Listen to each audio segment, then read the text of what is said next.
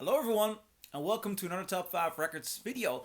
Another one in a series in which I'm taking a closer look at this book, 1001 Albums You Must Hear Before You Die.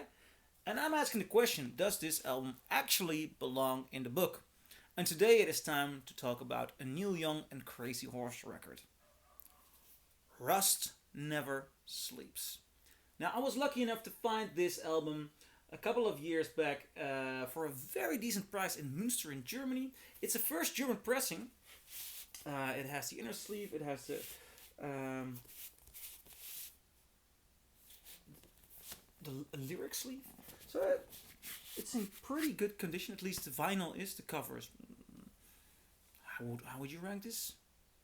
G plus, VG minus? The record itself is in pretty good condition, and it also is a very good sounding copy. Now, the story behind this record is interesting. At the end of the 70s, Neil Young was facing some difficulties. He was wandering in the face of the changing music scene, and I think it's tough to imagine what it was really like, because obviously I wasn't there, but I've been hearing stories from bands who were in the eye of the punk scene. So the punk scene evolved even at this time. A new wave post punk was evolving, and the old rock was not interesting anymore.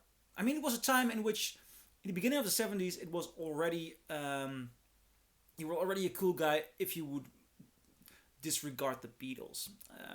I spoke to somebody who was in the fan club of Melanie once, and she said that when she was a little girl, she loved Melanie. Then early 70s, she became part of the punk scene, and then everybody hated the hippie bullshit, and especially the punk scene was pretty harsh. And when you listen to interviews, for example, with people like Pink Floyd or Bob Geldof telling about him starting to do playing a part in the Pink Floyd movie The Wall, he said, people were wearing shirts that they were anti Pink Floyd, anti the big names. They wanted a new generation, and it was a threat. It was a threat. There are very interesting stories about Queen recording News of the World in the Abbey Road studios at the same time when the Sex Pistols were recording Nevermind the Bollocks there. And Sid Vicious walking in on Freddie Mercury's session and shouting at him, "So what are you doing, Mercury? Still bringing ballet to the masses?" To which Mercury made the response, something with, "I'm not sure what you're talking about, Mr. Ferocious." Vicious, ferocious. But there were tensions. There were tensions. People wanted to get rid of the old. And Neil Young was wondering if he was still relevant in that day and age. And that tension can be heard on Rust Never Sleeps, an album partially recorded live with unique material. And with that story in mind, I started listening. And then he opens with My Hey Hey.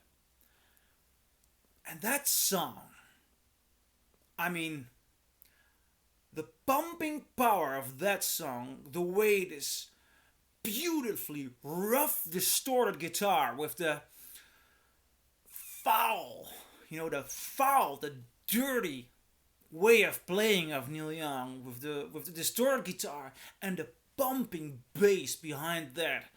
It is a fierce reckoning.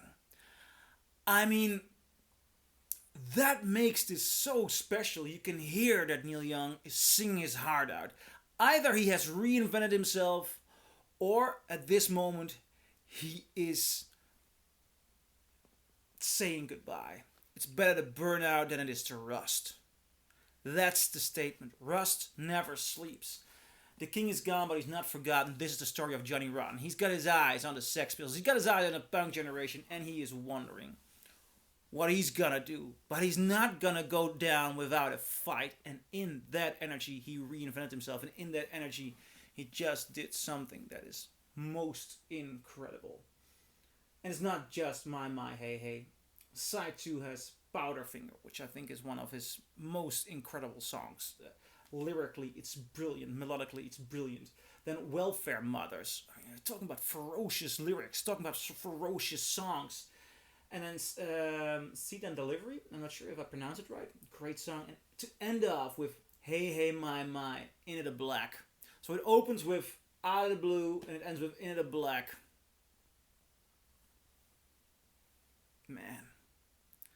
Man, the sheer raw energy on this record is just incredible. I think it is a masterpiece.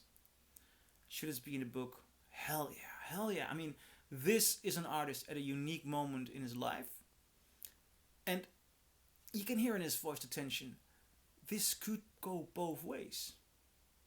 This might be the end of my career, the end of my relevance. He is not sure. Right now, we know he was relevant, and he still is relevant. I mean, he's still making great albums. But at this moment in time, nothing was sure. And he forced his way through. Now that makes for a gorgeous album. So to answer the question, does this belong in the book 1001 Albums You Must Hear Before You Die? Obviously. A masterpiece. So what do you guys think? This is my review. Do you agree? Do you disagree? Leave a comment below and I'll see you in my next video. Bye.